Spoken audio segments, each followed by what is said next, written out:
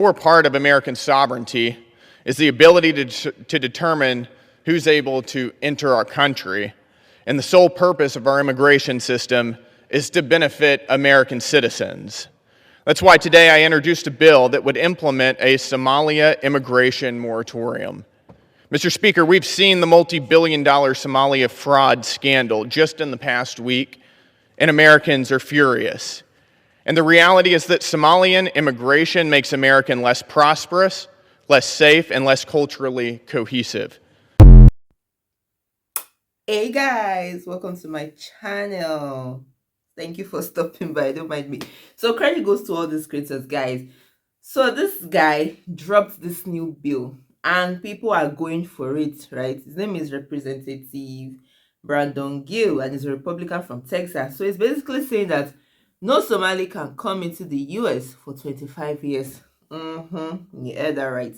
And he's calling it the Somalia Immigration Moratorium Act, and he filed it in Congress as legislation, which means it's official and it's sitting on the system waiting to go through committees and vote and all of that. Now, part of his reasons, as we all know, is about the Somali community, the fraud allegations, especially in Minnesota. I mean, the daycare fraud. I'm sure by now we all know the welfare abuse and all that. Now, Gill claims that the government has left it to slide for too long and American taxpayers are paying for it. Now, he's saying that he's framing this as enough is enough, right? And this guy also argues that immigration from Somalia hasn't really led to proper assimilation and that it's putting a huge strain on public services and that the US needs to put Americans first.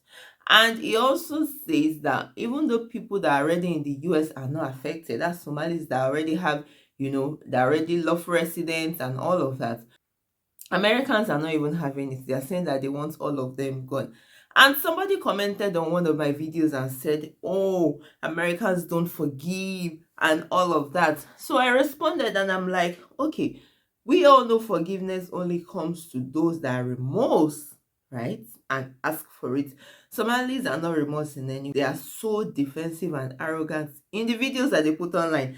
And the discussion online is so heated because some people are praising this guy for taking a stand. They are saying that, oh, okay, we've heard about this fraud and nothing has been done. Or, others are calling him the R word. Others are saying that they're pointing out that they are punishing an entire nationality for the actions of others, which is so unfair. Guys, what do you think in the comment section? Let me know your thoughts. Let's see what other creators have to say. And I'll definitely see you soon. Hey, what's up, America? Minnesota Somalian fraud update. So Donald Trump is now saying the fraud in Minnesota among the Somalian community is now topping over $19 billion. Donald Trump is also now pushing hard for an investigation into Ilhan Omar and how she went from negative net value to $30 million in a year and a half. On top of that, Ilhan Omar's husband going from a bankrupt winery to $1 million organization all of a sudden. On top of that, the Somalian community is now accusing Democrats of not shielding them from investigations, saying that they'll turn their support away from Democrats because they did not have proper protections. I guess that's proper protections from not being investigated. Nevertheless, there's a lot of really shady shit going on with the Somalian community up in Minnesota, particularly the city of Minneapolis. I also noticed that at the protests that were going on recently this weekend in Minneapolis, that none of the Somalians came out to protest. It was all liberal white people for the most part. Not a Somalian could be seen anywhere. So the white liberals are getting in the streets to protest about a community that's being marginalized that they won't even come out to help protest themselves. That should tell you a lot and speak volumes right there. As I sit here and I bash most members of Congress, John Thune is a total loser. James Comer, more action, less talking.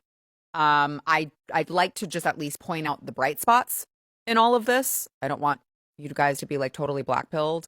while we are talking about whether or not Somalians who committed unprecedented amounts of fraud will ever actually be held accountable, there is a warrior in Congress taking action to prevent more of it from happening. My Congressman Brandon Gill, who is introducing legislation that would ban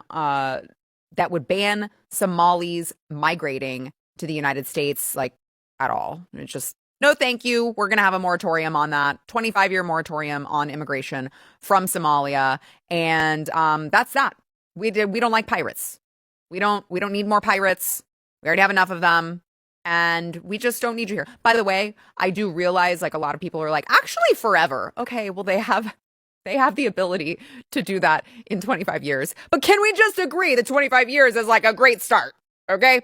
Now, Brandon has been so great about trying to warn of this issue and one of the other issues that this dovetails into, which I'll get to in a moment. But he's been talking for a while, regardless of the insults that people throw his way for daring speak the truth. He has been warning for a while about, number one, the fact that they refuse to assimilate, which you cannot have a cohesive country when you are importing a bunch of immigrants from a third world country who refuse to assimilate to your first world values. That can't happen.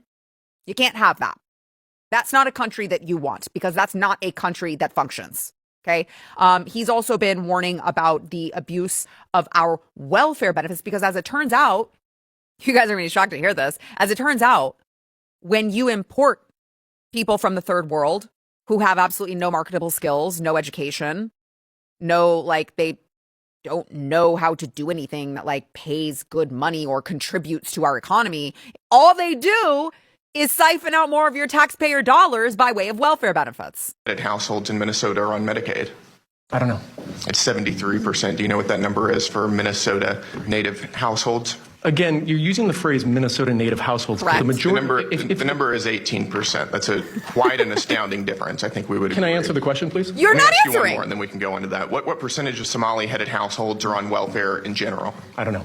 It's 81%.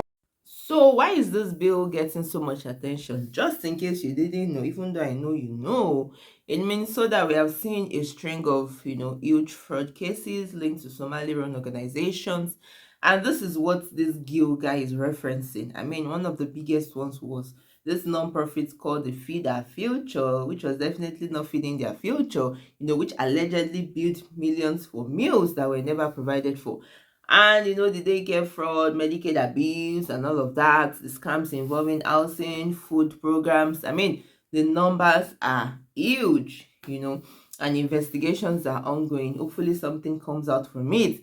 And that's why some people online are saying, okay, at least this guy is finally doing something, about these things. And they are saying that the system has been abused for a long time. And that is what happens when everything gets ignored. And guys, this is where it gets messy, because I mean, not everyone in the Somali community is involved in the fraud, right? And a lot of the families are completely innocent. I mean, just trying to abide by the rules, working hard, raising their kids and all of that. But now, because of this bill, they are facing uncertainty about their future. And some people are saying that, oh, okay, it's rough for the kids and the families that did nothing wrong, right? And they are getting it because of the mistakes of others, right? And even so, the other parts are shocked about the comments of this other part of people. Are you understanding what I'm saying? And they're like, how can you argue and defend these people even after this? Because even if you were not personally involved, right, the system was abused in your community, and defending it somehow just makes people seem like, don't you guys see the bigger picture? Guys, what do you think in the comment section? Do you think the innocent should suffer for the mistakes of others? And some people are saying that rules are rules, like systems cannot be abused forever. I mean, consequences hit hard. And they acknowledge that, oh, okay, some innocent people are suffering, but they argue that the system has been taken advantage of, right? And they say the reset just has to be brutal. And this is what this 25 moratorium represents. Guys, in the end, this Somali story is just giving consequences of actions that were taken. What do you think in the comment section? And many people are, praising this Brandon guy, for taking a step in the right direction, so to say. Anyways, as usual, I have comments for you guys to just read and see what other people, think about this. Let me know in the comment section what you also think. So the comments will be after this video. Let me know what you think. I'll be reading. I really want to hear from you. And if you have found value in this video, don't forget to like, share, and subscribe, turn on your notifications so you can know when I post a new video. And I'll see you in my next video. Please stay safe. Ciao. Let's look at this comments as usual. So this person said, I'll be very happy to see this man grow into larger leadership roles. This is patriotism, confidence, integrity, humility, regulated nervous system. Okay. I hope his president. Okay. I'm so sick of tax dollars being spent on everything but us. In fact, Democrats and rhinos use it against us and laugh in our faces. They get rich and give our dollars to special interest other countries themselves. God bless America. God bless great people in America. Okay. Thank you, Brandon. We need more people fighting for Americans like you in Congress. Many of these comments, are full of people that are supporting Brandon, pushing this bill and saying that enough is enough. And I mean, all these reasons and all this anger is justifiable, because you cannot say you come into the United States and, for the purpose of having a good life because your country was bad, and then you come in and you rip off the system. Like, ow. I feel the Somalis brought this upon themselves. See everybody clapping. This one said Brandon for president. Okay. We should have the right to take only people that benefit our country, not those who seek to destroy it. I'm all for this. Like, you can hope this guy is not AI, really. Anyways, guys, you can understand, the anger from all these people, I mean, I feel the Somalis brought it upon themselves, like I said earlier. I mean, they are not the only immigrants in the country, but because of all these fraud allegations, all those things are happening to them, guys. Let me know what you think. Just read these comments and let me know your thoughts in the comments. Ciao.